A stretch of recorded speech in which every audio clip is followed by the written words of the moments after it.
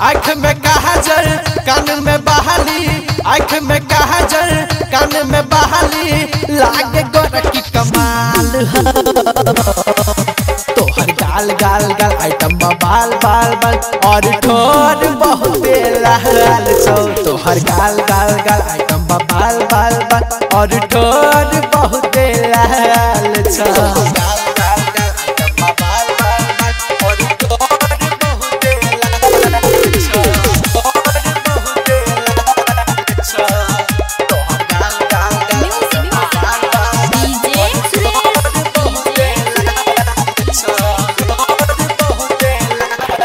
जहिया से देखलिए तोरा के गोरकी हसन एक बेरिया हवै छौ, याद तोहर बहुते आवोगे रात में आइब के जगाबै छौ।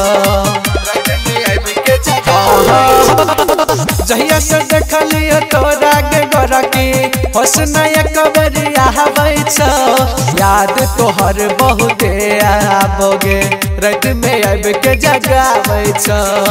चवनिया मुस्कान मारै छिकिया, चवनिया मुस्कान मारै छिकिया, देखे में लागे कमाल हो। तोहर गाल गाल गाल आइटम बाल बाल बाल और ठोर के गोरकी लाल छौगे। तोहर गाल गाल गाल आइटम बाल बाल बाल और ठोर बहुत लाल छौ।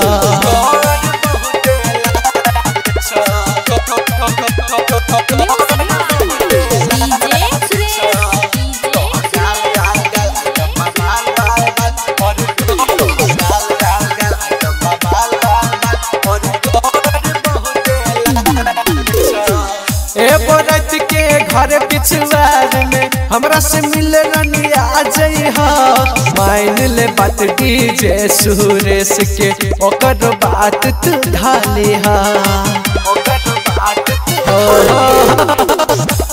रात के घर पिछवार में हमरा से मिले रनिया जइहा, मान ले बात राइटर किशोर के ओकर बात तू ढालिहा।